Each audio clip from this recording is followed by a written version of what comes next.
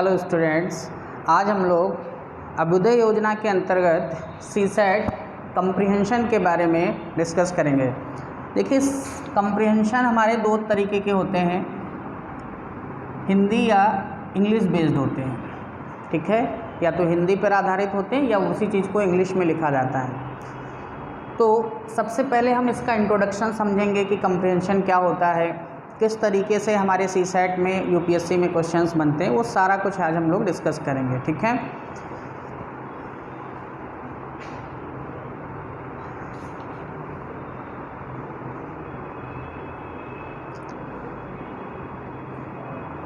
देखिए हम लोग कम्प्रीहेंशन का मतलब ऐसा नहीं कि कोई नई चीज़ हम सीखने जा रहे हैं।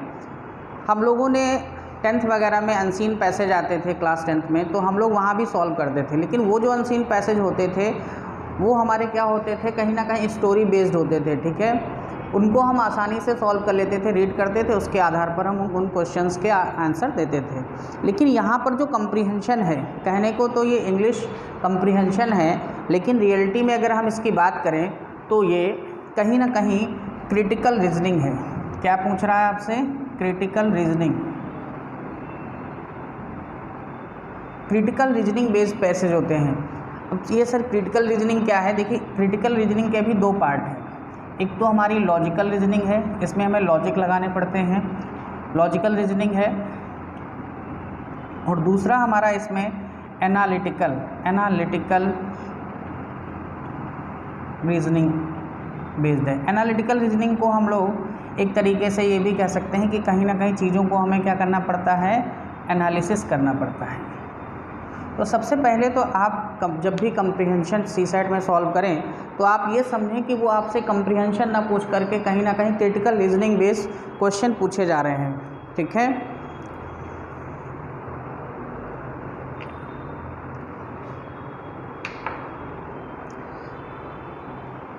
अब देखिए पैसेज में क्या क्या चीज़ें होती हैं, कैसे होता है, वो सारी चीज़ें हम लोग डिस्कस करेंगे। किसी भी पैसेज को अगर आप देखते हैं, जैसे ये मान लीजिए सपोज एक पैसेज लिखा हुआ है आपके सामने इस तरीके से, तो अगर ये कोई पैसेज है, कोई अनसीन पैसेज है, कोई कम्प्रीहेंशन है, तो इसमें जो सबसे पहली चीज़ जो होती है वो आपको क्या गिवन होता है? सबसे पहले जो आपको दिया जाता है उसको हम लोग बोलते हैं intro of topic. Intro of topic, किस विषय पर जो ऑथर है वो बात कर रहा है उसका इंट्रोडक्शन आपको शुरुआत की 2 से 3 लाइनों में मिल जाता है। देखिए, ये जो भी बातें हैं वो मोस्टली है। मोस्टली का मतलब होता है कि ज़्यादातर ऐसा होता है, कभी कभी नहीं भी होता है। जैसे दोस्त शुरुआत में इंट्रोडक्शन नहीं मिला, क्या कह रहा है, तो फिर वो लास्ट के 2-3 लाइनों में होगा। ठीक है, तो मोस्टली इंट्रोडक्शन या इंट्रो ऑफ टॉपिक आपको 2 से 3 लाइन में शुरुआत में ही मिल जाता है। ठीक है, दूसरी जो चीज़ हमको इसमें देखने को मिलती है, सेकंड थिंग क्या सर मिलता है इसमें सेकंड थिंग हमें क्रॉनिकल रीज़न, कि वो जो टॉपिक है वो किस क्रॉनिकल रीजन या किस क्रॉनिकल सीक्वेंस क्या है उसका, किस तरीके से चीज़ें हो रही हैं। आप रीजन कह सकते हैं या आप यहाँ पर एक वर्ड यूज कर सकते हैं सीक्वेंस, कि किस सीक्वेंस में सारी बातें हो रही हैं वो आप यहाँ पर देखते हैं। इस सीक्वेंस को बताने के लिए यहाँ पे कुछ वर्ड्स हम लोग यूज करते हैं। क्या, जैसे इंग्लिश में व्हाट आएगा, क्या हुआ। ठीक है, पैसेज में कौन सी घटना क्या हो रही है, कब हो रही है, कब का मतलब व्हेन हो रही है, कब, या और क्या हो सकता है क्रॉनिकल सीक्वेंस में हमारे पास कैसे। कैसे का मतलब है हाउ। तो ये क्रॉनिकल सीक्वेंस से हमें पता चलता है कि पैसेज में चल क्या रहा है। ठीक है, ये दूसरा पॉइंट है। तीसरा पॉइंट है, यहाँ पर हमें रीज़न पता चलते हैं कि जो भी हो रहा है उसके पीछे का कारण क्या है, रीज़न क्या है। चौथा जो पॉइंट हमें पैसेज में पता चलता है कि प्रोसेस किस तरीके से हो रहा है, क्या प्रक्रिया हो रही है, क्या प्रक्रिया हो रही है उस पैसेज में, ये हमको पता चलता है। पांचवा जो पॉइंट हमें पता चलता है सर, वो सिग्निफिकेंस, वो पता चलता है कि सिग्निफिकेंस क्या है, जो पैसेज आपको दिया गया है उसका महत्व क्या है, किस आधार पे किस महत्व को लेकर के वो बात करना चाह रहे हैं। और 6 पॉइंट है इफ़ेक्ट या इवैल्यूएशन क्या है, इफ़ेक्ट या इवैल्यूएशन क्या है पैसेज में, ये देखने को मिलता है। इफ़ेक्ट का मतलब होता है कि प्रभाव क्या है, प्रभाव क्या है, और इवैल्यूएशन का मतलब है कि मूल्यांकन क्या है। प्रभाव या मूल्यांकन के बारे में हमें बताया जाता है, ठीक है। और लास्ट में जो हम लोग डिस्कस करते हैं वो यहाँ पर जो लास्ट की जो लाइंस होती हैं वहाँ पर कंक्लूड करते हैं हम पैसेज को, तो वहाँ से हमें टाइटल या सब टाइटल के बारे में पता चलता है, ठीक है।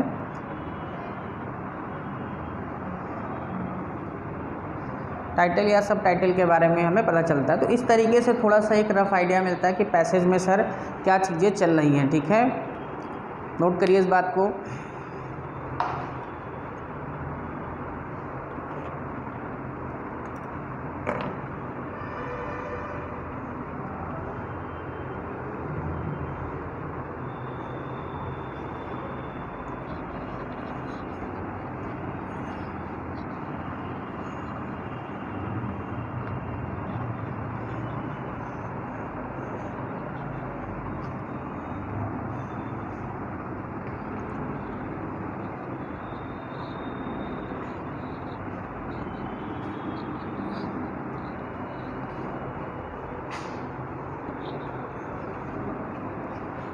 तो इस तरीके से तो ये हमने जाना कि कौन कौन सी चीज़ें जो हैं वो हमको क्या होती हैं यहाँ पर गिवन होती हैं, उस आधार पर चीज़ों को हम क्या करते हैं, सॉल्व।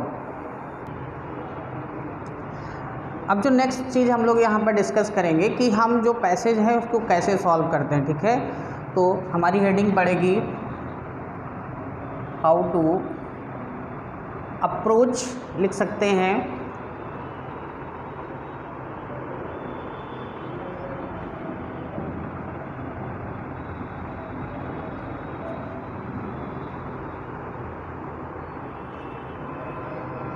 हाउ टू अप्रोच या सॉल्व ए पैसेज, ठीक है। हाउ टू अप्रोच या सॉल्व ए पैसेज। अब देखिए डिफरेंट स्टूडेंट के डिफरेंट तरीके से इस क्वेश्चंस को करते हैं, ठीक है। सबका अपना अपना मेथड है। कुछ लोग कैसे करते हैं, जो पहली कैटेगरी के स्टूडेंट हैं, देखिए एक मेथड तो ये है, मेथड वन। मेथड वन में क्या करते हैं लोग कि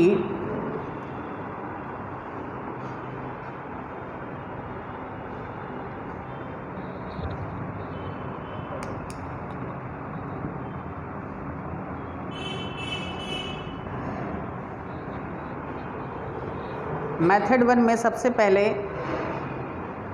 स्टेप वन जो होता है उसमें लोग क्या करते हैं, रीड द पैसेज, पैसेज को पढ़ते हैं। क्या करते हैं, रीड द पैसेज पढ़ते हैं। उसके बाद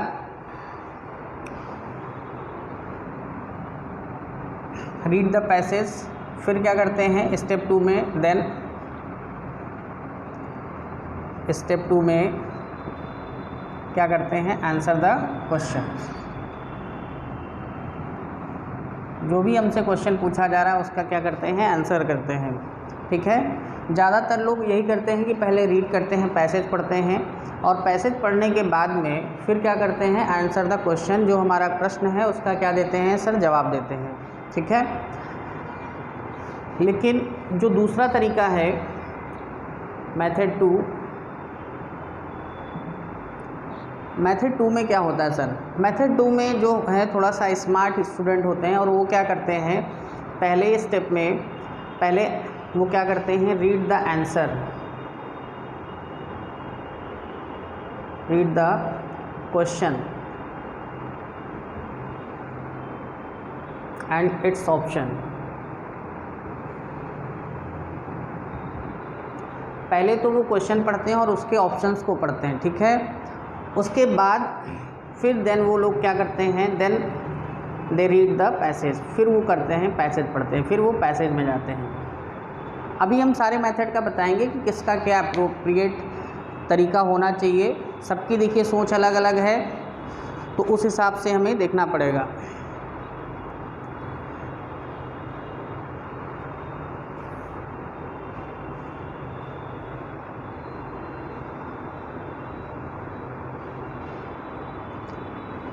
एक और तरीके के स्टूडेंट होते हैं मेथड 3।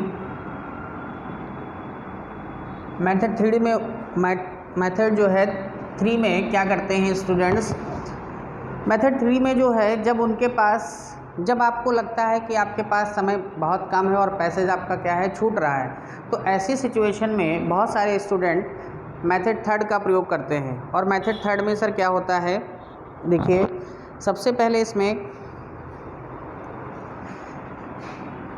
मेथड में केवल we read the option of question,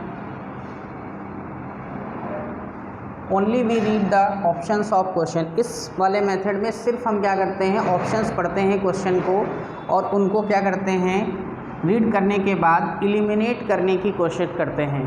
उनको रीड करने के बाद एलिमिनेट करने की कोशिश करते हैं।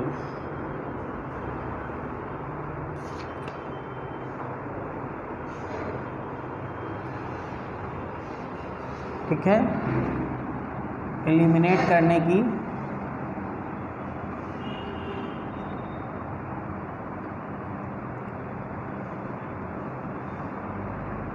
Only we read the options of question and then eliminate या कैंसिल करते हैं। इस कैंसिल करने में भी मेथड होता है, वो बताएंगे हम लोग।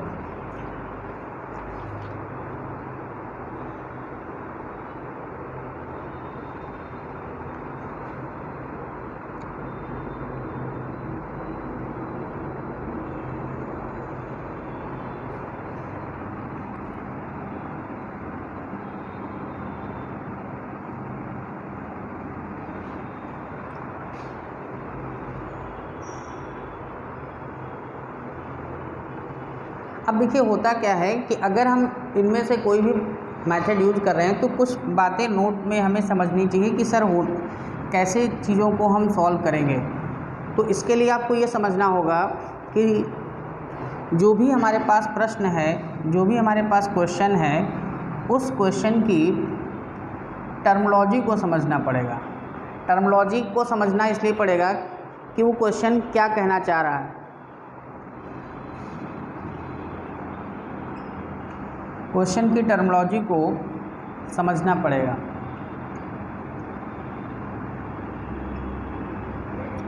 देखिए टर्मोलॉजी से मतलब है कि क्वेश्चन में जो कीवर्ड्स हैं वो किस तरफ इंडिकेट करें, कीवर्ड्स का क्या मीनिंग है। ये जब तक आप नहीं समझ पाएंगे तब तक थोड़ी सी दिक्कत आएगी आपको। ठीक है, क्वेश्चन की टर्मोलॉजी को समझना पड़ता है या कीवर्ड्स में क्या मीनिंग है ये समझना पड़ता है। ये पहला पॉइंट है। दूसरा जो पॉइंट है, जो सेकंड चीज़ हमको यहाँ पर समझनी पड़ती है वो ये है कि इस पैसेज का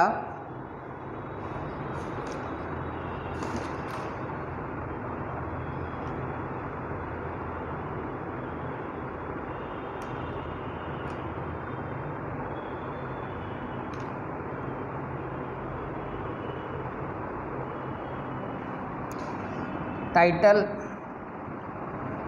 या और सब टाइटल क्या है।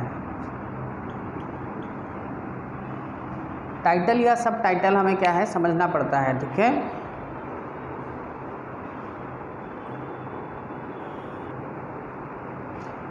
तो यहाँ पर हम लोगों ने देखा कि पहले मेथड में क्या हो रहा है, मेथड 2 में लोग कैसे करते हैं, मेथड 3 में कैसे करते हैं। ठीक है, कैंसिल करते हैं या फिर वो लोग एलिमिनेशन मेथड लगाते हैं, एलिमिनेशन मेथड। ठीक है, हमें क्या ध्यान रखना चाहिए कि क्वेश्चन में टर्मोलॉजी को समझना पड़ता है, टाइटल क्या है हमारा या सब टाइटल क्या है। अगर ये पता चल जाए तो हमारे लिए क्वेश्चंस देना थोड़ा सा क्या हो जाता है, आसान हो जाता है। ठीक है, अब आप अगर हमसे पूछते हैं कि सर बेस्ट क्या है, तो देखिए ये वाला तो आपको जो पहला मेथड है ये थोड़ा सा दिक्कत है। क्यों? क्योंकि होता क्या है, आप इस बारे में थोड़ा सा समझिए कि जैसे आप पैसेज पढ़ रहे हैं, अब जब पैसेज पढ़ रहे हैं तो पहले तो आपका पैसेज पे जो है आपका कंसंट्रेशन है। अच्छा, टाइम जो होता है वो थोड़ा सा बहुत तेज़ी से भागता है तो आपके ऊपर प्रेशर भी होता है। फिर आप क्वेश्चन पढ़ रहे हैं। अब जब क्वेश्चन पढ़ रहे हैं तो क्या आप में से 90% स्टूडेंट ये मुझे बताएं, क्या ऐसा होता है कि आपने पैसेज पढ़ने के बाद जैसे ही क्वेश्चन पढ़ा आपको तुरंत समझ आ गया कि ये सर इसका आंसर होगा? देखिए, ये इसलिए समझ नहीं आ सकता क्योंकि ये स्टोरी बेस्ड पैसेज नहीं है, ठीक है। आप समझते हैं कि ये पैसेज आपके कहीं से भी उठाए जा सकते हैं, जैसे इकोनॉमिक बेस्ड हो सकते हैं, ठीक है। ये पैसेज आपके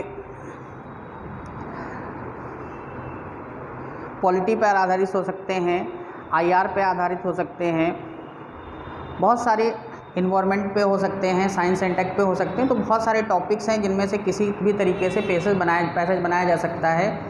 और देखिए, पैसेज में एक बात और भी समझिए कि गद्यांश, कंप्रीहेंशन का हिंदी मीनिंग है गद्यांश। गद्यांश का मतलब किसी भी गद्य का कोई एक अंश, उसी को हम बोलते हैं क्या? पैसेज या कॉम्प्रीहेंशन, ठीक है। तो यहाँ पर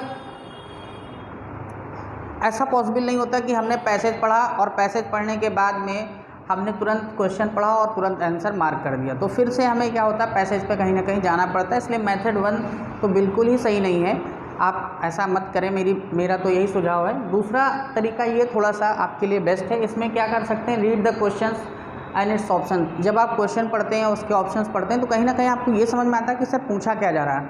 और उसके बाद अगर आप पैसेज पढ़ते हैं तो आपके माइंड में ये होता है कि सर क्वेश्चन हमसे ये पूछा जा रहा है, और जैसे ही आप पैसेज पढ़ते हैं तो वहाँ पर आपको हाईलाइट कर लेते हैं कि हाँ, इसका ये मीनिंग यहाँ पर गिवन हुआ है, और आसानी से आप क्वेश्चन का आंसर दे पाते हैं। सर ये वाला मेथड कब यूज करते हैं? जब आपके पास समय क्या हो, कम हो। और जब समय कम हो तो आपको ये मेथड यूज करना चाहिए। इसमें बहुत सारे तरीके होते हैं कि किस आधार पर एलिमिनेशन होगा, वो सारे पॉइंट्स मैं आपको बताऊंगा, ठीक है। तो ये मेथड भी आप कर सकते हैं, कोई समस्या नहीं है। नोट कर लीजिए इतना।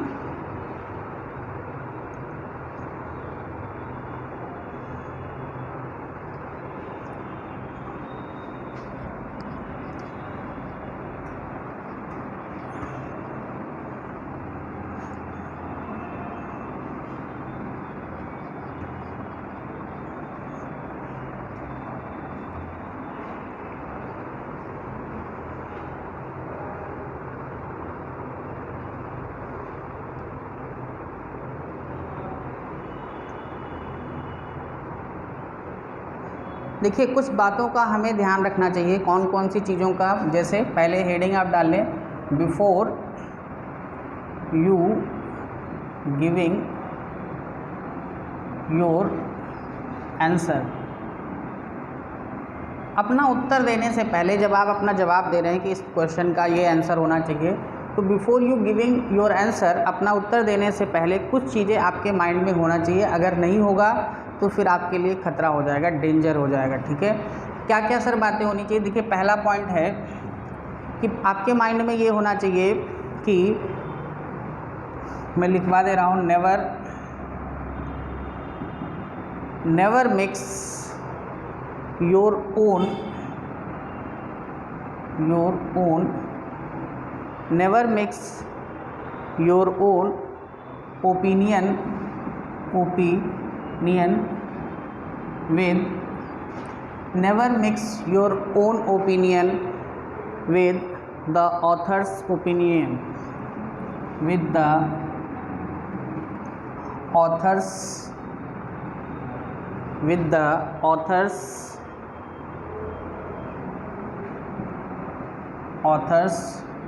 ओपिनियन।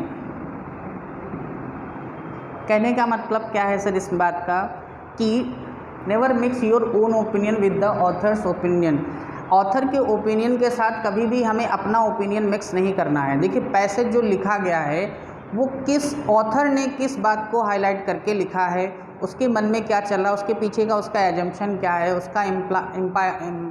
उसका जो है इम्प्लीफाइड आइडिया क्या है, उसका कंक्लूजन क्या है, वो किस चीज़ों को लेकर के चल रहा है, ये हमारे ऑथर पे बेस करता है, ठीक है, ना कि हमारे हिसाब से। अब मान लीजिए ऑथर कुछ सही कह रहा है या कुछ गलत भी कह रहा है, हमें पता है कि ये चीज़ सही नहीं है, लेकिन फिर भी हमें वहाँ पर वो चीज़ें अपने आइडिया को नहीं लगाना है। हमें सिर्फ़ और सिर्फ, हमें कुछ भी नहीं पता, हमें सिर्फ इतना पता है कि उस पैसेज में जो राइटर ने कहा है बस उतना ही पता है, उससे बाहर के हम बारे में हम नहीं जानते, ठीक है।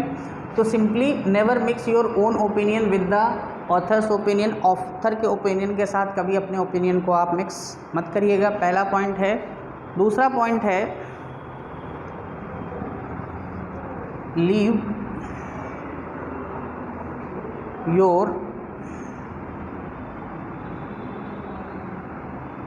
Your personal thoughts, leave your personal thoughts हो, चाहे आपका एजम्पशन हो, leave your personal thoughts, assumptions,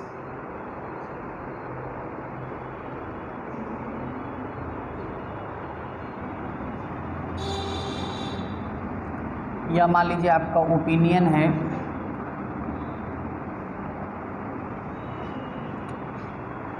leave your personal thoughts, assumption, opinion, अपना जो आपका खुद का थॉट है, विचार है, पूर्वानुमान है उस पैसेज के पीछे, या उसके लिए कोई ओपिनियन है आपका, तो वो सब कुछ आपको क्या करना पड़ेगा, छोड़ना पड़ेगा। आपके ओपिनियन से कोई भी मतलब नहीं है, क्योंकि हम ये बात किसके रिस्पेक्ट में कर रहे हैं, ऑथर के रिस्पेक्ट में, इसलिए ऑथर को ही आपको मानना पड़ेगा। थॉट हो आपका, एजम्पशन हो, ओपिनियन हो बिहाइंड द पैसेज, वो आपको क्या करना पड़ेगा, छोड़ना पड़ेगा बिहाइंड द पैसेज। अगर आपका कुछ भी ओपिनियन है, एजम्पशन है, थॉट है पर्सनल, उसको आपको क्या करना पड़ेगा, लीव करना पड़ेगा, ठीक है। थर्ड जो पॉइंट आपको माइंड में रखना है वो ये, फॉरगेट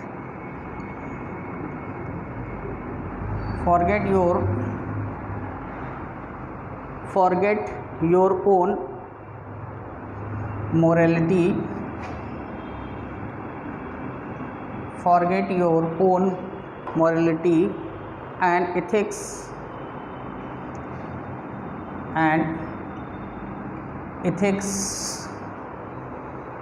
while understanding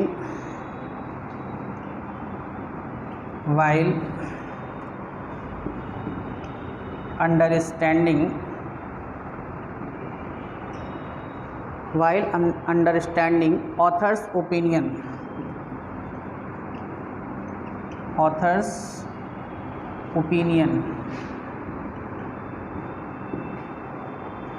ठीक है। इसका क्या मतलब है कि forget your own morality and ethics, खुद की जो आपकी मोरलिटी और एथिक्स है इसको आप भूल जाइए, वाइल अंडरस्टैंडिंग ऑथर्स ओपिनियन, जब आप ऑथर के ओपिनियन को समझ रहे हो। कहने का मतलब है कि ऑथर सबसे टॉप पे है, ऑथर सबसे ऊपर है, ऑथर के अलावा हम कुछ भी नहीं सोचते, ठीक है।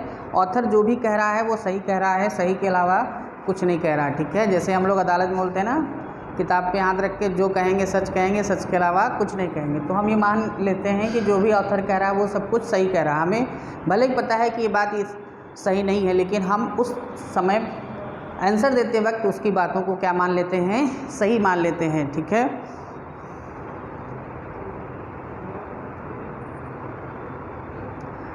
अगर इन बातों का आप ध्यान नहीं रखेंगे तो आपको क्या होगा भैया, आपके सामने ये सर्किल घूमेगा और इस सर्किल में एक वर्ड आएगा डेंजर, खतरा।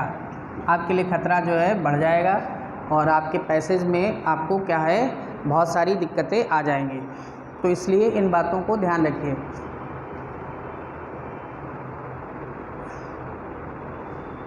नोट कर लीजिए इन बातों को।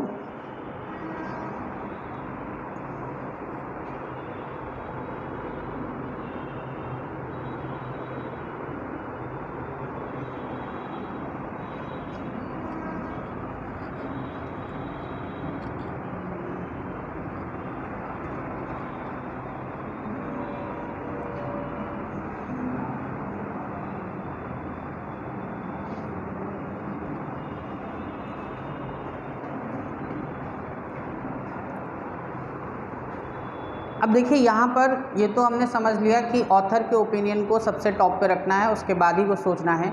अभी कुछ ऐसे क्वेश्चंस आते हैं जिनमें जो वर्डिंग आती है वो हमें समझ में नहीं आ रही कि क्वेश्चन पूछ क्या रहा है। जैसे पूछ लिया गया what is the inference of this passage, ठीक है, पोलरिटी क्या है पैसेज में। तो इन सारी बातों को भी हम समझते हैं कि क्या क्या चीज़ें वहाँ पर हमसे पूछी जा सकती हैं।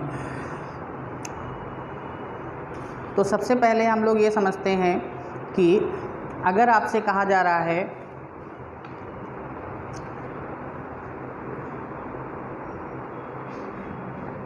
पहला पॉइंट सीखते हैं नोट में,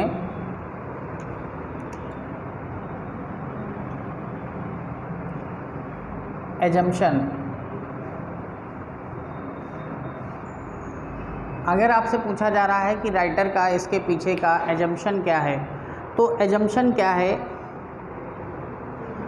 तो एजम्पशन के बारे में अगर आप समझें तो एजम्पशन के बारे में ये कहा जा सकता है, जो भी एजम्पशन होता है वो assumed to be true, assumed to be true, ठीक है। एज्यूम टू बी ट्रू का मतलब है कि उसको माना जाता है कि वो क्या है, सही है, but not stated in passage, but not stated in passage. लेकिन ये बात आपको पैसेज में डायरेक्ट नहीं मिलती है, आपको क्या करना पड़ता है, समझना पड़ता है कि assume to be true but not stated in passage, आपको ये मानना पड़ता है कि ये सही है लेकिन ये बात पैसेज में आपको गिवन नहीं होती है। एजम्पशन, एजम्पशन का मतलब है कि जब वो पैसेज लिखा गया तो राइटर की उसके पीछे की अवधारणा क्या थी, या इसको हिंदी में हम लोग एजम्पशन को बोलते हैं पूर्वानुमान। क्या बोलते हैं भाई, पूर्वानुमान। उसके पीछे का उसका पूर्वानुमान क्या है, इस चीज़ को ध्यान में रखकर उसने पैसेज लिखा है, ये चीज़ आपको समझनी पड़ेगी। तो आपको ये समझना पड़ता है कि assume to be true but not stated in passage, ये पैसेज में दिया नहीं जाता और आपको क्या है, ये सही मानना पड़ता है। देखिए पूर्वानुमान क्या होता है, कभी कभी सही भी होते हैं और कभी कभी गलत भी हो जाते हैं, ठीक है। लेकिन यहाँ पर आपको किसके हिसाब से सब कुछ सोचना है, ऑथर, ऑथर सबसे मेन है। ऑथर की क्या बात है, ऑथर ने अगर कोई बात कही ही नहीं है पैसेज में, फिर भी वो हमारे ऑप्शन में दे रखी है, तो उसको देखते ही आपको क्या कर देना है, गलत कर देना है, ठीक है। तो ये बात आपको एजम्पशन में ध्यान रखनी है। अच्छा, दूसरा जो क्वेश्चन में वर्ड आता है जब पूछा जाता है वो सर क्या आता है, आपसे पूछा जाता है कि इस पैसेज में जो ऑथर है वो क्या कंक्लूजन है, ऑथर के हिसाब से कंक्लूजन क्या है।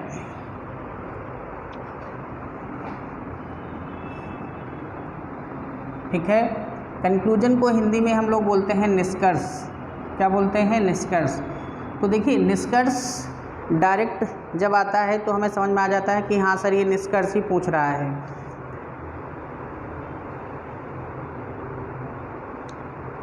या कभी कभी कुछ वर्ड आते हैं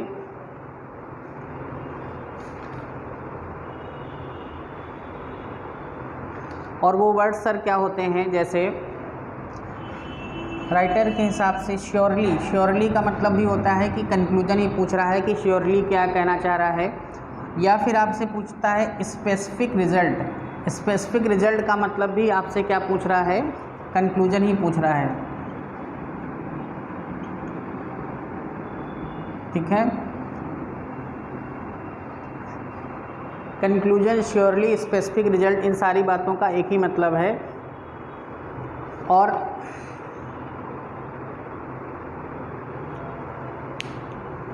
इनके बारे में हम कैसे बताएंगे कि क्या उनसा कंक्लूजन होगा, यहाँ पर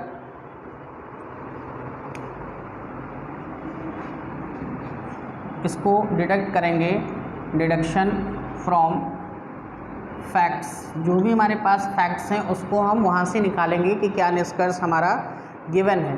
ज़्यादातर इसमें कुछ वर्ड्स हमारी हेल्प करते हैं, वो कौन कौन से वर्ड्स हैं कि कहाँ से कंक्लूजन का पता चलता है।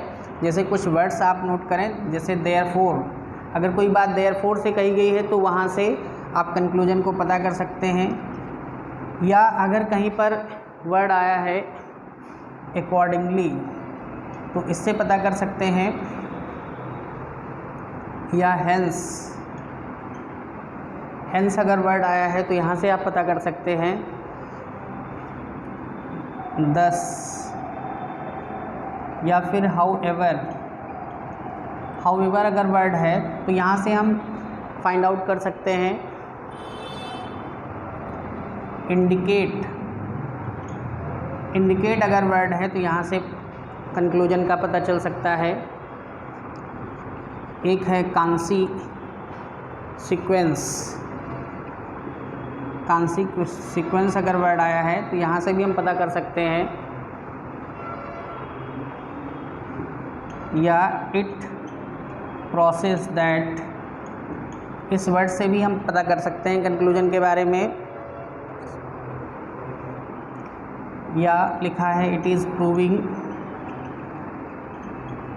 तो ऐसे कुछ वर्ड्स होते हैं जहाँ से हमें कंक्लूजन के बारे में पता चलता है। अच्छा, एक बात आप समझिए, जो कंक्लूजन होता है वो अकॉर्डिंग टू पैसेज 100% क्या होता है, ट्रू होता है, ठीक है। जबकि एजम्पशन क्या है, assume to be true but not stated in passage, मतलब इसको माना जाता है ट्रू, हो भी सकता है नहीं भी हो सकता है एजम्पशन, ठीक है, लेकिन जो हमारा निष्कर्ष होगा वो दिए गए पैसेज के आधार पर पूरी तरीके से क्या होगा भाई, सही होगा, ठीक है।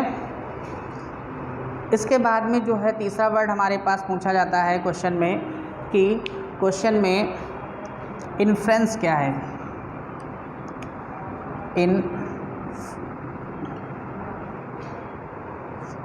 इन्फ्रेंस जो है आपसे पूछा जाता है कि क्वेश्चन में इन्फ्रेंस का क्या मीनिंग है।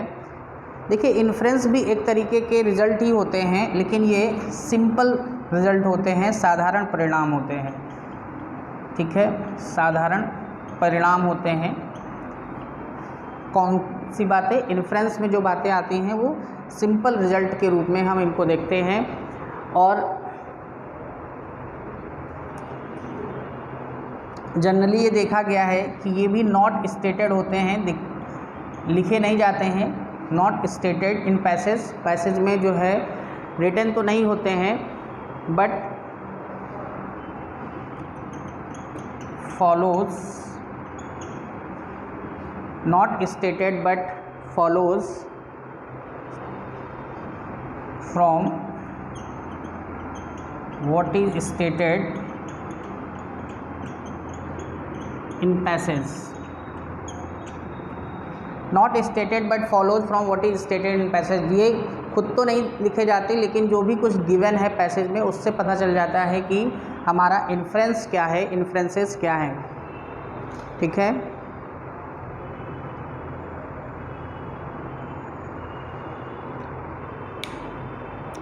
नोट कर लीजिए इतना पहले।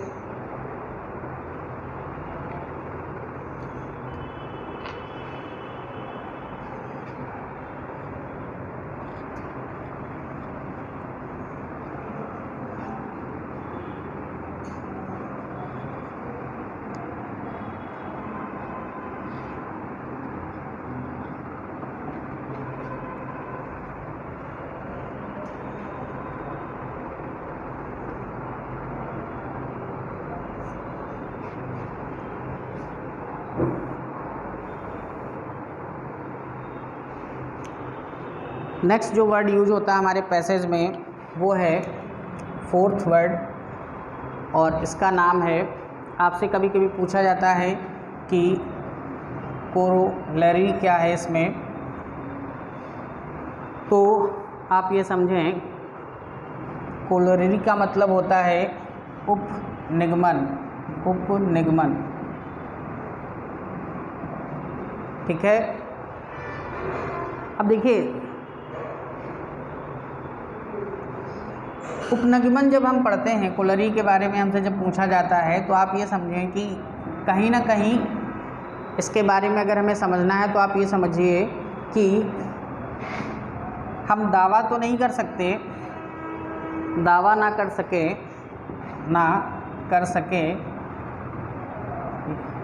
लेकिन दावा ना कर सकें, लेकिन कंप्रीहेंशन के आधार पर,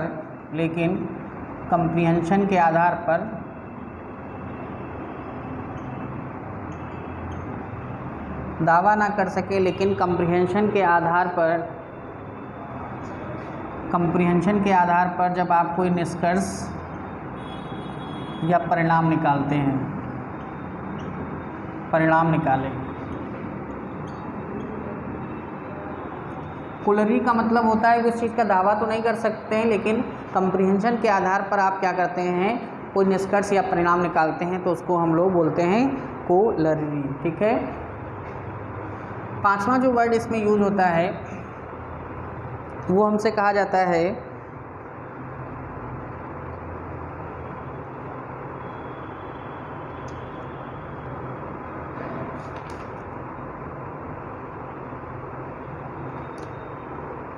लीस्ट इम्पॉर्टेंट। क्या है पैसेज में, what is the least important, least important क्या है? तो लीस्ट इम्पॉर्टेंट का मतलब क्या है? अगर ये वर्ड कहीं पर आता है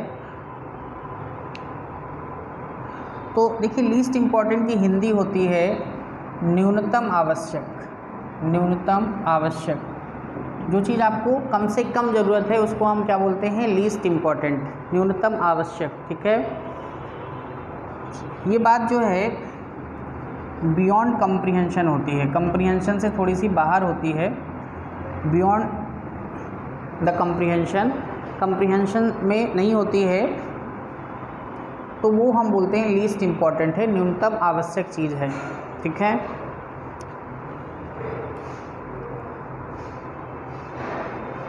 एक वर्ड आता है हमारा 6 जिसको हम बोलते हैं असर्शन। क्या बोलते हैं? असर्शन। असर्शन क्या होता है भाई? असर्शन के बारे में कहा जाता है कि asserted at true, asserted at true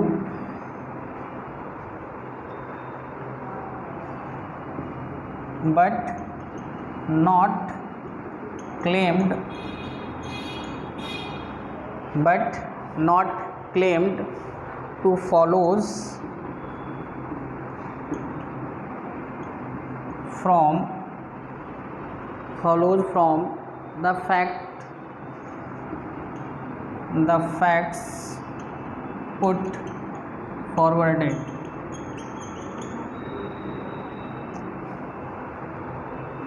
इसका मतलब ये है कि asserted है ट्रू, लगता तो हमें सही है, but not claim two follows from the fact put forwarded, लेकिन जो हमारे सामने फैक्ट्स दिए गए हैं उस पर देख करके हम उस पर क्लेम नहीं कर सकते कि वो क्या है, उसमें फॉलो कर रहा है। तो ऐसी बातों को हम लोग assertion बोलते हैं।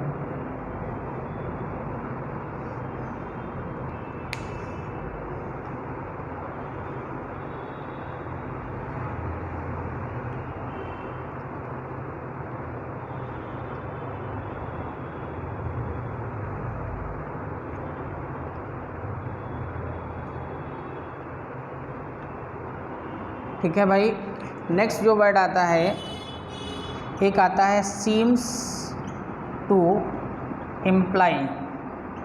सीम्स टू इम्प्लाई का क्या मीनिंग है? क्या पूछना चाह रहा है आपसे? सीम्स टू इम्प्लाई का मीनिंग है कि कहीं ना कहीं वो उस बात को पूछना जा रहा है जो क्या है, हिडन पार्ट है, हिडन पार्ट है। सीम्स टू इम्प्लाई कहीं ना कहीं क्या होता है, छिपी हुई बात होती है, सीम्स टू इम्प्लाई। अच्छा, यहाँ पर एक बात ज़रूर ध्यान रखेंगे कि जो ऑथर्स है, जो भी आपका ऑथर्स है उसको थोड़ा सा कम यहाँ पर ट्रीट करेंगे, मतलब जो ऑथर्स कह रहा है उसकी बात के पीछे जाने का हम मीनिंग समझने की कोशिश करेंगे कि उसमें कौन सी बात सीम्स टू इम्प्लाई है, कौन सी बात क्या है ऑथर्स ने जो कही, उसके पीछे क्या छिपा हुआ है, उस बात को पता लगाएंगे, तभी हम इस क्वेश्चन का आंसर दे सकते हैं। ठीक है, नोट कर लीजिए इतना।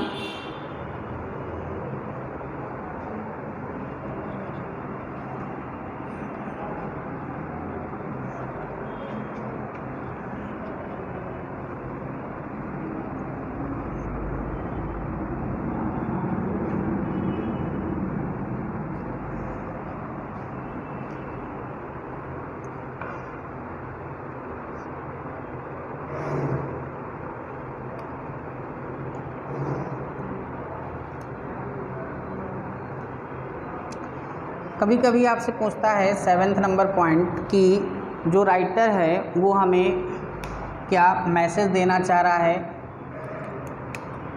राइटर हमें क्या मैसेज देना चाह रहा है, क्या संदेश देना चाह रहा है, या इसका सब्जेक्ट क्या है, इस पैसेज का सब्जेक्ट क्या है, या इसका टाइटल क्या है। ठीक है, मतलब मैसेज क्या देना चाह रहा है, सब्जेक्ट क्या है इसके पीछे, और इसका टाइटल क्या है?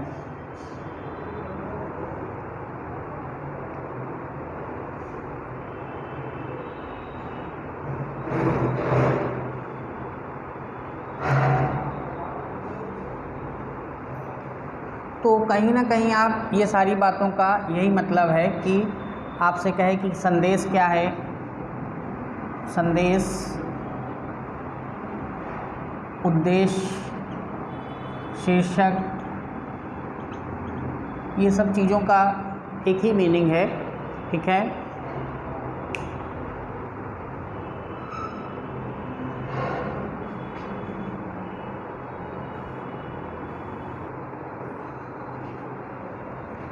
तो इस तरीके से हम लोगों ने ये डिस्कस किया कि क्वेश्चन में क्या वर्ड दिया होगा और उसकी क्या मीनिंग होगी, ठीक है।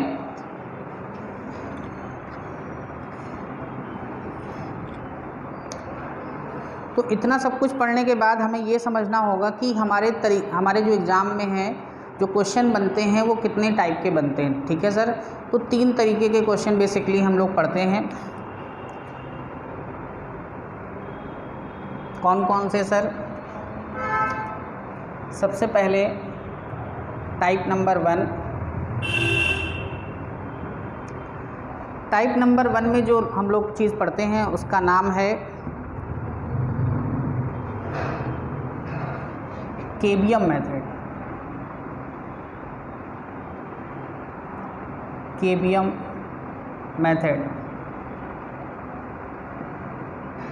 टाइप नंबर 1 में जो भी हम क्वेश्चन पढ़ेंगे वो किस पे बेस्ड पढ़ेंगे? केबियम मेथड पे। तो ये सर केबियम मेथड क्या है, इसके बारे में समझ लिया जाए।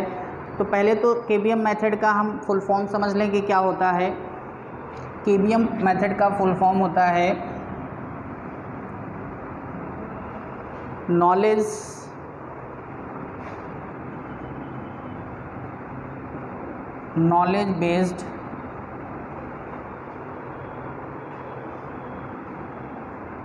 बेस्ड मेथड, ठीक है। केबियम का मतलब है कि नॉलेज बेस्ड जो मेथड है वो हमारा क्या कहलाएगा? केबियम। जहाँ पर हम नॉलेज बेस्ड मेथड का यूज करते हैं उसको टाइप नंबर 1 कहते हैं, ठीक है। केबियम मेथड करने के लिए हमें कुछ बातों का जानकारी होना चाहिए। कौन कौन सी सर? हमें मेन जो जानकारी होनी चाहिए अगर हम केबियम मेथड यूज़ करना चाह रहे हैं, तो हमने एक बात आपको बताई थी, टर्मिनोलॉजी। अगर हम टर्मिनोलॉजी को समझते हैं, टर्मिनोलॉजी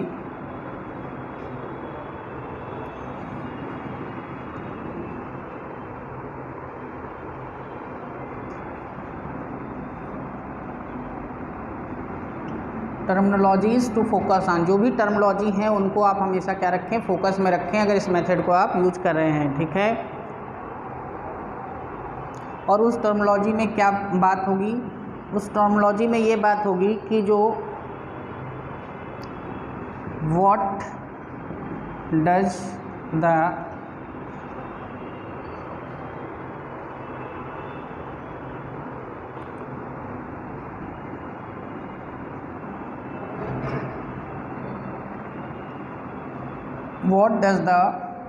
author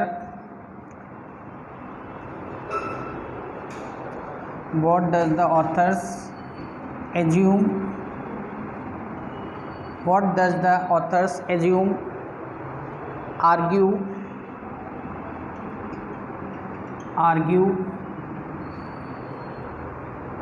concludes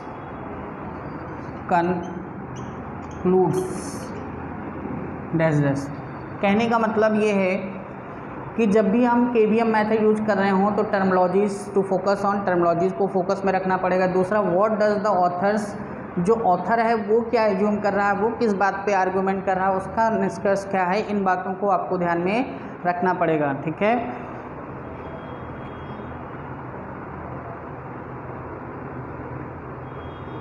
दूसरा है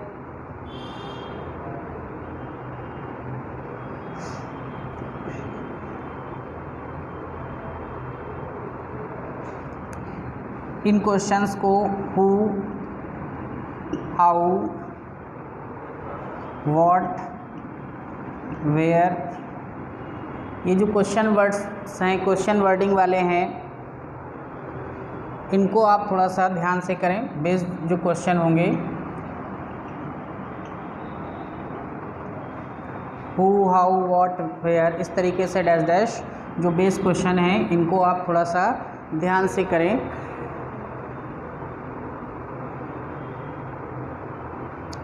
और आप क्या ध्यान रखें कि सर यूनिवर्सल जो ट्रुथ हो, यूनिवर्सल ट्रुथ को आप जो है ज़रूर ध्यान में रखें कि उस पैसेज में कोई यूनिवर्सल बात तो नहीं कही गई है,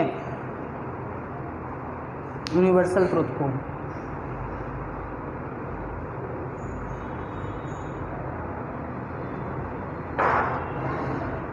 तो हमने आपसे कहा कि इसमें 3 तरीके के टाइप पढ़ेंगे। टाइप नंबर 1 में हम लोग KBM मेथड की बात करें, नॉलेज बेस्ड मेथड है, जिसमें टर्मिनोलॉजी टू फोकस होगा। What does the authors assume, argue या conclude. Who, how, what, where based questions अगर आ रहे हैं तो इनको थोड़ा सा हम सीरियसली ध्यान से देखेंगे क्या मतलब है। और यूनिवर्सल ट्रुथ जो है, इन चीज़ों को ध्यान में रखेंगे, कौन सी बात यूनिवर्सल ट्रुथ हमको गिवन है, ठीक है। अब इसे समझने के लिए इतनी देर से हम लोग बातें कर रहे हैं, सारी बातें हमने आपको समझाई हैं। अभी हमने आपको सिर्फ पहला टाइप पढ़ाया है KBM नॉलेज बेस्ड मेथड, और इस पे हम चाहते हैं कि एक पैसेज सॉल्व किया जाए। सिर्फ कर दें।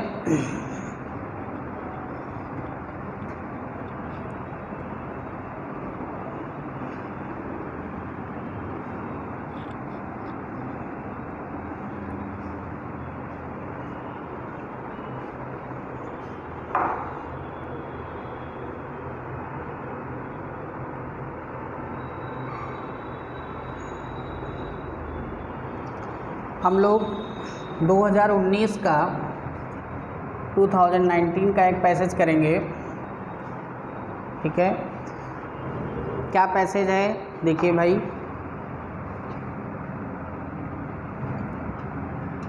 What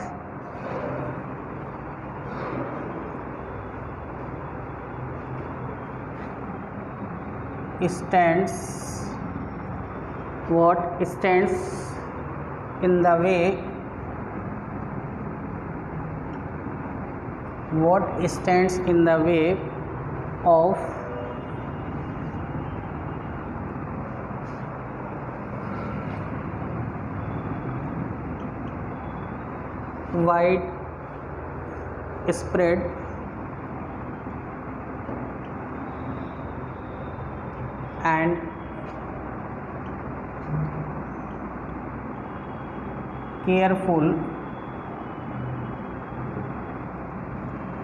widespread and careful adoption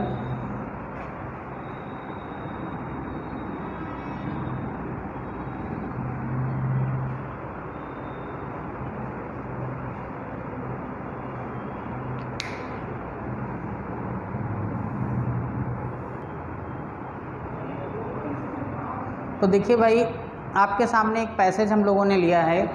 ये पैसेज CSAT 2019 में पूछा गया था, ठीक है। पैसेज आपके सामने रीड कर दे रहे हैं, क्या पैसेज है, रिटन भी है और आप देख भी लें कि क्या लिखा गया है। सबसे पहली लाइन लिखी हुई है, लिखा हुआ है what stands in the way of wide spread and careful adoption of genetic modification, जिसको हम लोग बोलते हैं जेनेटिक मॉडिफिकेशन को GM, ठीक है। GM technology is an intellectual property rights regime that seeks to create private monopolies for such technologies. If GM technology is largely corporate driven, it seeks to maximize profits and that too in the short run. That is why corporations make major investments for herbicide tolerant and pest resistant crops. Such properties have only a short window. As soon enough pests and weeds will evolve to overcome such resistance, this suits that the corporation, the National Farmers Commission pointed out that priority must be given in genetic modification to the incorporation of genes that can help impart resistance to drought, salinity and other stresses। ठीक है, इस तरीके से ये हमारे पास एक passage given है।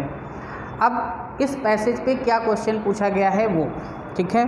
अब यहाँ पर एक बात बनती कि मान लीजिए आप ये पैसेज पढ़ रहे हैं और इस पैसेज को पढ़ने के बाद आपको सिर्फ 10 से 15% चीज़ें क्लियर होती हैं और बाकी नहीं समझ में आ रहा है कि क्या है। और वो इसलिए भी नहीं आता क्योंकि हमारा जो वर्ड पावर होता है वो इतना स्ट्रॉन्ग ना होने की वजह से चीज़ें हमें क्लियर नहीं होती कि क्या पैसेज में कहा जा रहा है। ठीक है, तो हम क्वेश्चन देखते हैं कि क्वेश्चन हमसे क्या पूछा जा रहा है।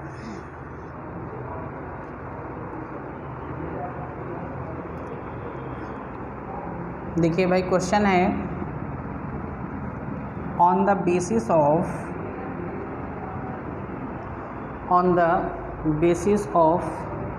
The above passage,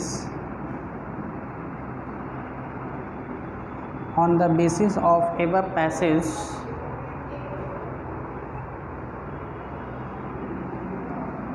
the following assumption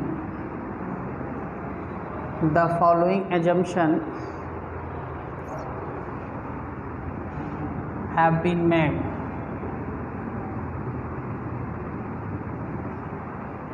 made, on the basis of the above passage the following assumption have been made। ठीक है, कौन सा हमारा assumption हो सकता है? तो इसमें ऑप्शन देख लीजिए।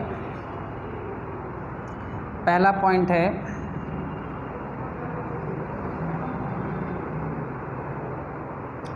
the issue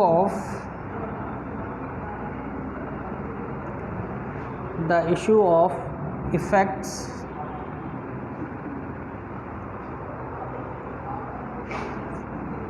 of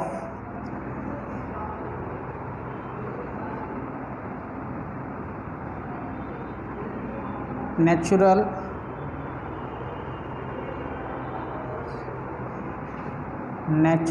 calamities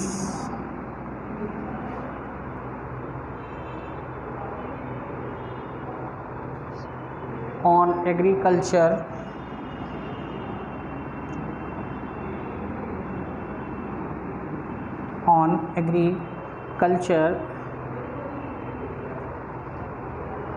is not given due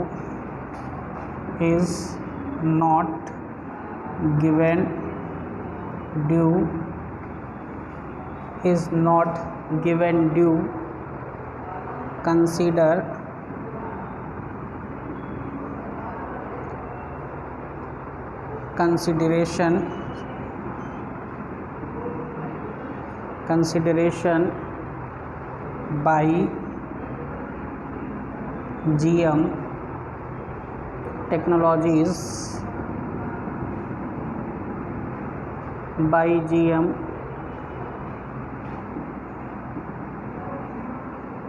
Technologies companies।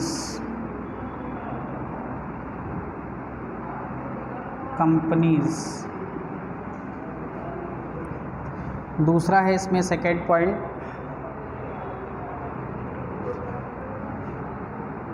in the long run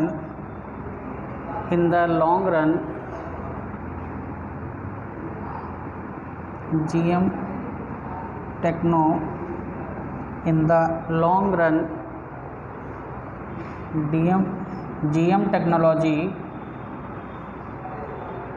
will not be able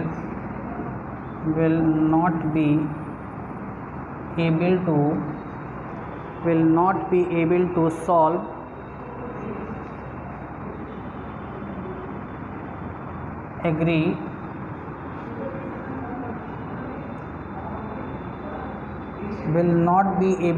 solve agricultural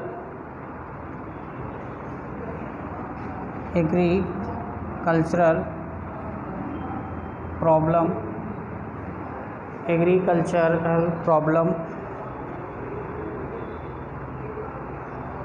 problems, agriculture problems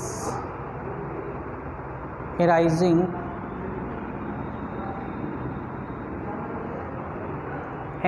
due to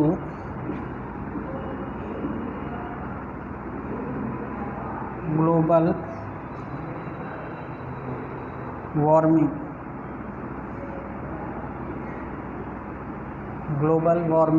ठीक है।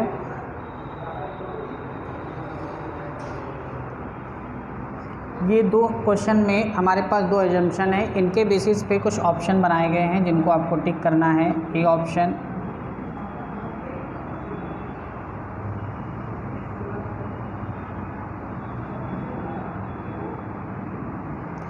पहले ऑप्शन में हमसे कहा गया है, ए ऑप्शन में, कि ऐसे देख लीजिए, ए ऑप्शन में कहा गया है ओनली ए ट्रू, ठीक है।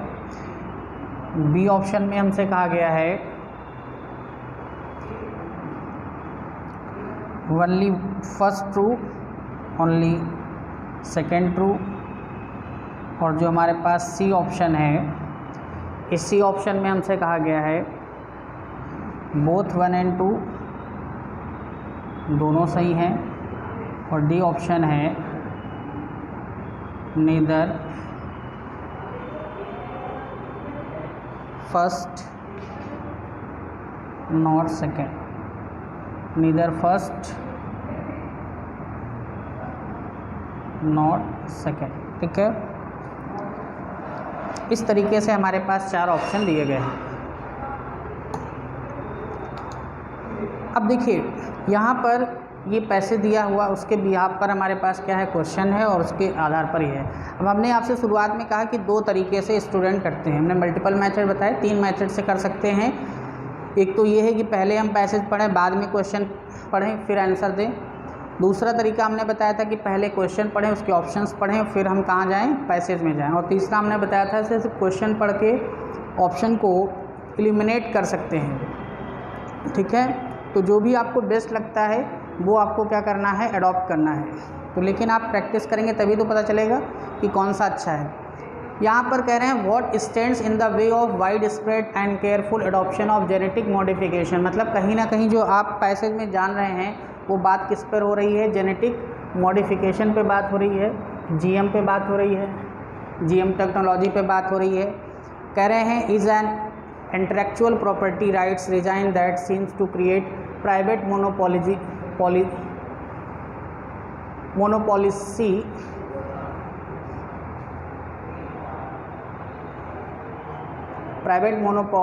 from such technologies. If GM technology is largely corporate driven, it seeks to maximize profit and that too is in the short run. कहने का मतलब अगर आपको बहुत ज़्यादा समझ में नहीं भी आ रहा है तो आप सिंपली सिर्फ एक बार क्या कर लें, रीड कर लें। रीड करने से पहले लेकिन आप क्वेश्चन पढ़ने की क्या है, यहाँ पर कह रहे हैं कि on the basis of above passage the following assumption have been made.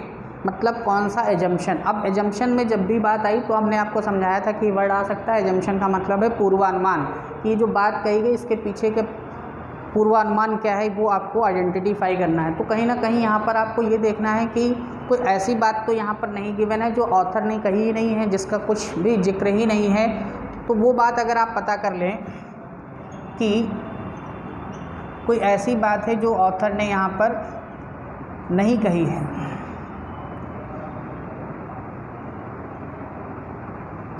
तो अगर इस पूरे पैसेज को आप पढ़ते हैं और बस इस पॉइंट ऑफ व्यू से कि सिर्फ आप रीड कर रहे हैं और बहुत ज़्यादा आपको टेंशन लेने की ज़रूरत नहीं है, तो आप यहाँ पर एक चीज़ पाएंगे। आपसे मैं एक बात पूछता हूँ, ये बताइए, यहाँ पर लिखा हुआ पहला, the issue of effect of natural climate on the agriculture is not given due to consideration by GM technology companies. एक तो ये बात है। दूसरी बात है, in the long run GM technologies will not be able to solve agricultural problems arising due to global warming. आप मुझे बताओ इस पैसेज को पढ़ने के बाद कि कहीं पर भी क्या ग्लोबल वार्मिंग की बात हुई है? कहीं पर भी क्या इस पैसेज में ग्लोबल वार्मिंग की बात हुई है? या आपको लग रहा है कि इस पैसेज के पीछे कहीं ना कहीं कुछ ग्लोबल वार्मिंग जैसा है? तो आप पाएंगे कि सर नहीं है। और अगर नहीं है तो ये जो हमारा स्टेटमेंट 2 है वो क्या हो जाएगा? फॉल्स। और अगर स्टेटमेंट 2 फॉल्स हो गया तो ऑप्शन क्या क्या कट जाएंगे? देखिए ये कट जाएगा, ये भी कैंसिल हो जाएगा। अब हमारे पास दो ऑप्शन बी और सी तो एलिमिनेट हो गए हैं, फर्स्ट और डी हमारे पास बचा है। ठीक है, अब हमें ये चेक करना है कि पहला सही होगा कि नहीं। यहाँ पे लिखा the issue of effect of natural climate, जो भी हमारे नेचुरल क्लाइमेट के इशू हो रहे हैं ऑन एग्रीकल्चर में, is not given due to the consideration by GM technology companies. वो जो जीएम टेक्नोलॉजी कंपनी है वो उस पर कंसिडर नहीं कर रही है, not given due consideration by GM technology. इसीलिए क्या हुआ है, यहाँ पर देखिए एक बात आई है, this should that the corporation और the national farmers commission pointed out. यहाँ पर नेशनल जो फार्मर्स कमीशन है उसने पॉइंटेड आउट किया है कि that priority must be given in genetic modification to the corporation of genes that can help impart resistance to डॉट, सिलेंट्री एंड अदर स्ट्रेसेस। ठीक है, तो कहीं ना कहीं जीएम टेक्नोलॉजी उस चीज़ों पे ध्यान नहीं दे रही, इसलिए नेशनल फार्मर कमीशन ने उस बारे में बात की है। तो कहने का मतलब ये हुआ कि जो हमारा पहला है वो क्या है? ट्रू। और अगर पहला ट्रू है तो सर ये आंसर नहीं हो सकता, क्यों? क्योंकि इसमें लिखा है दोनों ही गलत है, नीदर फर्स्ट नॉट सेकेंड। तो ना तो बी हुआ, ना ही सी हुआ और ना ही डी हुआ। तो आंसर हमारा क्या होगा यहाँ पर? Only first true. क्या हो जाएगा? Only first true.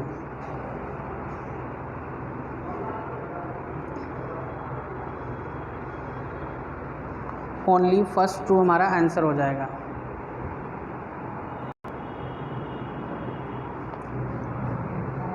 नोट कर लीजिए इसे भाई।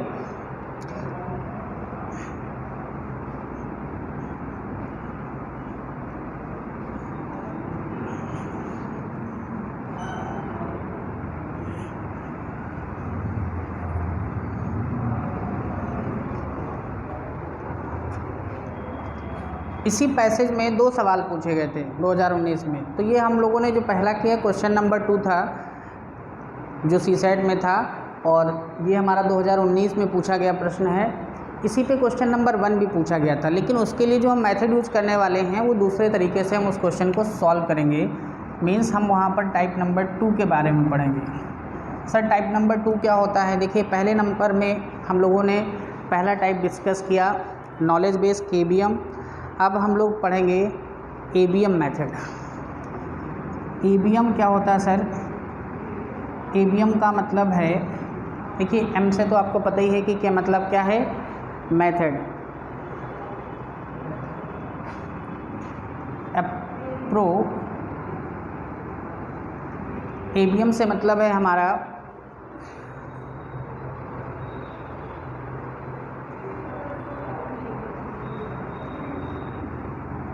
appropriate based method।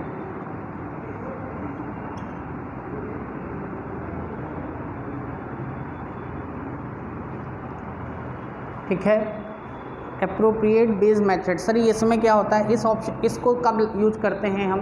तो देखो इसको तब यूज करिएगा आप जब आपके पास कहीं ना कहीं 4 ऑप्शन हो, 4 पॉइंट हो, ए बी सी डी। तो हम क्या यूज़ करेंगे? एप्रोप्रिएट बेस्ड मेथड यूज़ करेंगे। होता क्या है, जैसे हमारे पास इससे पहले वाले सवाल में 2 ही चीज़ें थी, तो हम उन दोनों में से किसी हमें चेक करना पड़ा कि क्या बात सही और क्या गलत। उसके आधार पर ही हमने क्वेश्चन को नॉलेज बेस्ड, कहीं ना कहीं वो मेथड था, हमारी जानकारी अगर उसके बारे में नहीं थी तो हम उस क्वेश्चन का आंसर नहीं दे सकते थे। ठीक है, लेकिन अभी जो हमारे पास है वो एबीएम है, एप्रोप्रिएट बेस्ड मेथड है। अब एप्रोप्रिएट बेस्ड मेथड में क्या क्वेश्चन हमसे पूछा गया ये देखते हैं।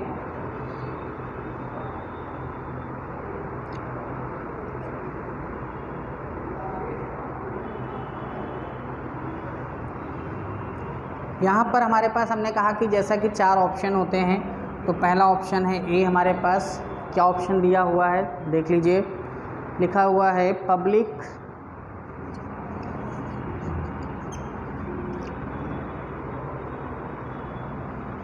Research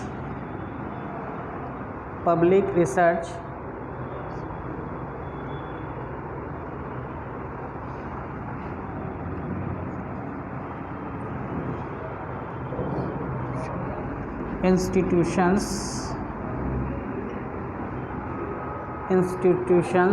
should take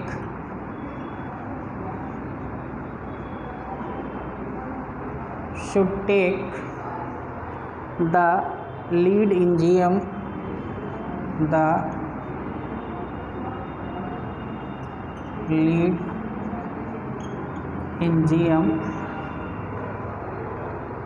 technology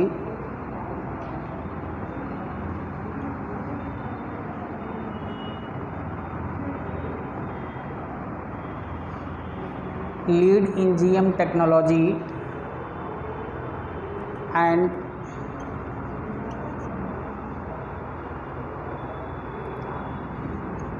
priorities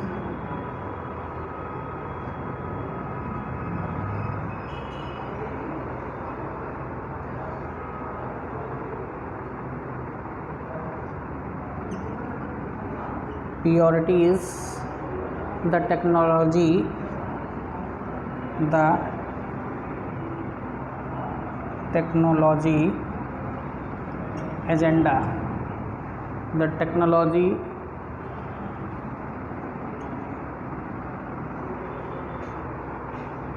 agenda, ये पहला ऑप्शन है ए। बी सेकेंड ऑप्शन है हमारे पास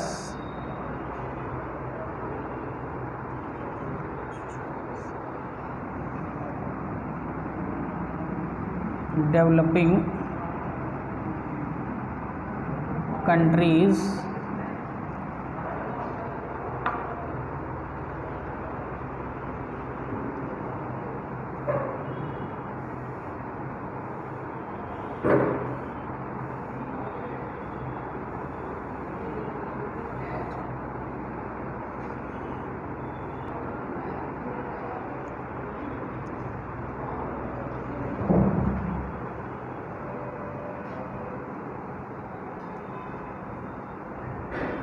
तो ये पैसेज गिवन है, पैसेज को थोड़ा सा हम इरेज कर दे रहे हैं।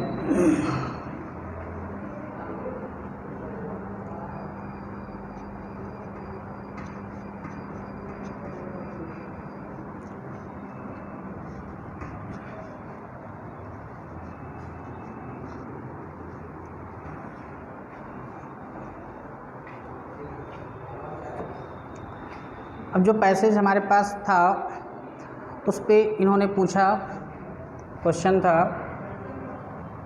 Which one of the following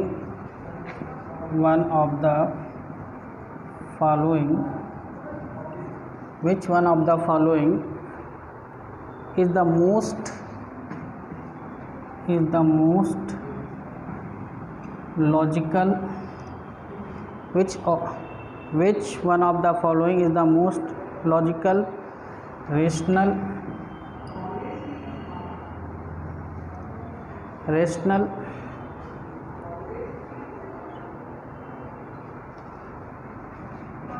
and crucial message conveyed by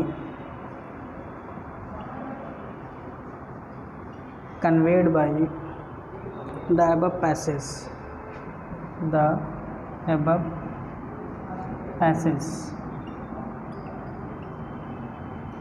जो पैसेज हमने इससे पहले लिखा था, तो उस पैसेज में आपसे पूछा जा रहा है which one of the following is the most logical, rational and crucial message conveyed bye above passage.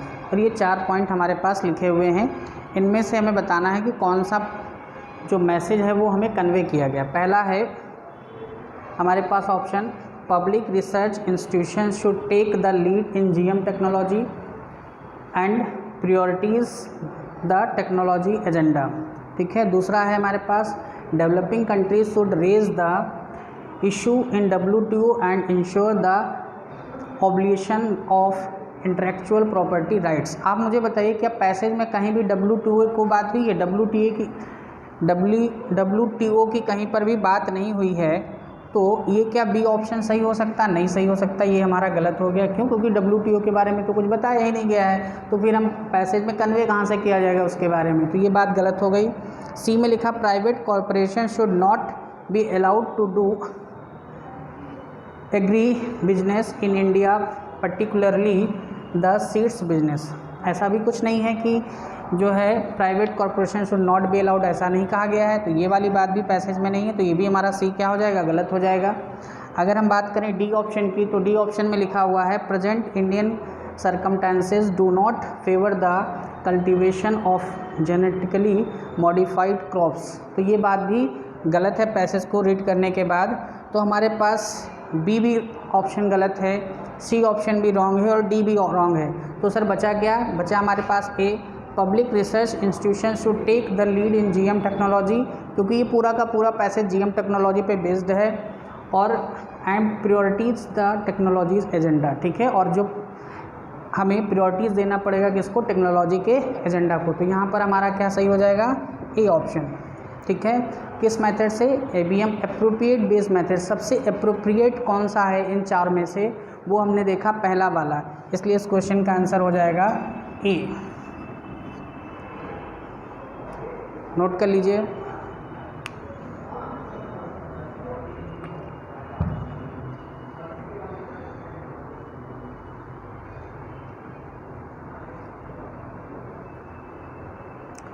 तो